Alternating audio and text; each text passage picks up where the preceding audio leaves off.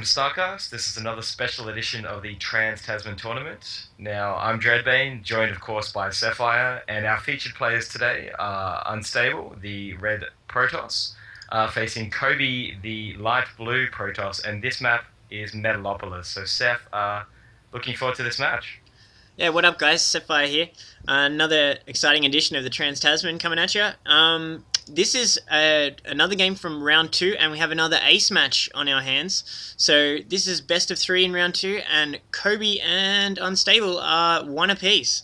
So this game's for all the sheep stations, everything's on the line. So yeah, looking forward to a good game.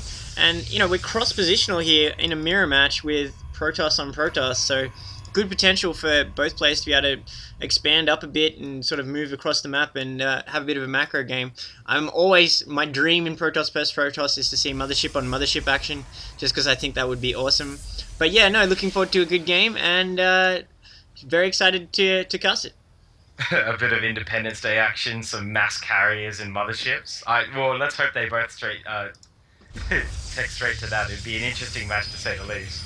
Yeah, I'd be thrilled to bits if we saw a double mothership rush. That would just be the best day of my life, to see 2 motherships come out.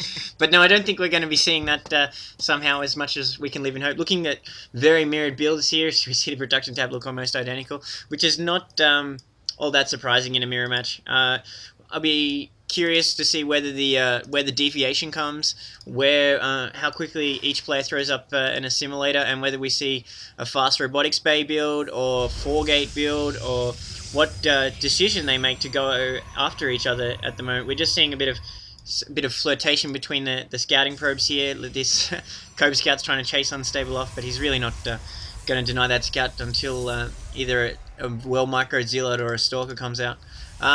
Meanwhile, we are seeing the simulators coming up at very similar timing, and we are seeing a cybernetics core coming up for Kobe. Meanwhile, Unstable also throwing up a cybernetics core. So very, very close mirror builds here at this point in time. There is a lot of option for shenanigans in this match, of course, because 2 Protoss players means double the chance for sneaky proxy pylon play, and there's the 2 gold expansions in the middle that if one of them's ballsy enough to go for it, he could be in a very good position, or he could outreach himself and in a bad position after that. So we'll have to get past this initial stages to see what's going on. Yeah, with these cross positions, I'd be surprised if one of these players takes the gold expansion, because the units naturally path around it, and so you'll notice that this is sort of going to be scouted quite a bit as we see movement of various armies. But I would like to say this map always makes me feel a little bit sad here, because since Blizzard has implemented the little eyes on the minimap down here in the Xel'Naga watchtowers, it kind of looks like there's a sad face. There's these 2 eyes and a frowning face. So yeah, this is always the sad place for Starcraft games. But no, we are seeing stalkers coming out for both players here. I did notice that Unstable got a few zealots out a little bit early. Meanwhile, we saw a chrono boosted zealot from Kobe, but only 1 came out, and we're seeing a probe move out across the map. So both players playing a little bit cautious, and we're seeing a sentry coming out for Kobe here. So a little bit of deviation as we see that 2nd gate go down for Kobe here, and we see that 2nd gas coming online for both players. So a little bit of deviation, but not much. It's still fairly tight here. I've never noticed that face in the middle there, and every time I ever see this map again, that's all I'm gonna see. So I'd like to thank you, Seth, for that. I'm glad for ruining for you. We are seeing a little bit of sneaky play here from Kobe, throwing up Twilight Council at the Menk statue. So the good thing about this is it means that unless Unstable suspects it and goes looking for proxies, he's not going to notice it. So we may even see a sneaky Dark Shrine, unless he's just trying to hide High Templar tech. So we are seeing a Dark Shrine. So yeah, so it's going to be hidden Dark Templars. This is a big gamble here for Kobe, because if this is scouted out by Unstable, this is going to be curtains for him. Meanwhile, Kobe is actually himself hiding a little bit of tech, but he's hiding it in his base. He's throwing up a Stargate behind this fog wall here, these steam vents throwing up a little bit of a mysterious aura in front of this Stargate. So yeah, we are seeing deviation finally in this match, and I'm not sure which is going to be the better option, whether it's Dark Templars or I'd assume Void Rays are going to come out. I don't think it's going to be Phoenix. But yeah, we are seeing a Void Ray come out, and he is going to be low on Chrono Boost mana, so it's not going to come out that quickly. So yeah, very, very excited to find out whether Dark Templars or Void Rays are going to make the difference in this game.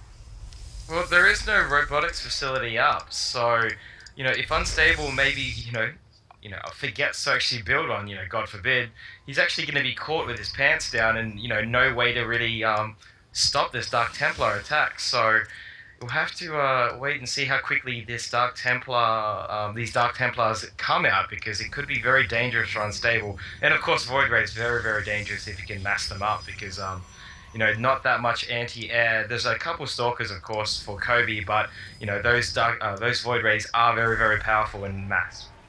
Yeah, we're seeing that first Void Ray come onto the field right now, and we're seeing Kobe move out and scout. Interestingly, Kobe's pulled ahead quite significantly in Harvesters here. He's at 32 over 26 for Unstable, so Kobe is really, really focusing on getting his economy up, and it's afforded him a little bit more room to throw up these photon cannons that we've seen at his main and at his ramp. So this will provide nice detection here, were Unstable to be completely mirroring him and thinking about sneaky DTs himself. Meanwhile, Unstable doesn't have cannons up, and he's only got these Void Rays coming out. So once we see Dark Templars move across the map, Cove's really going to be in a strong position, I imagine. Not seeing the Dark Templars being produced yet, so this Dark Shrine has been online for quite some time, and no Dark Templars coming out yet. So, no, interesting as to when Kobe is going to use it. Now we are seeing the first Dark Templar coming out into play here, so now we are seeing Kobe use his trump card. Meanwhile, these Void Rays just hanging on his base. No, I actually missed two Dark Templars coming into Kobe's base and going to work on the main. So Unstable is realizing his error here as these two Dark Templars go to work on the Nexus, and meanwhile he's sending his Void Rays out across the map.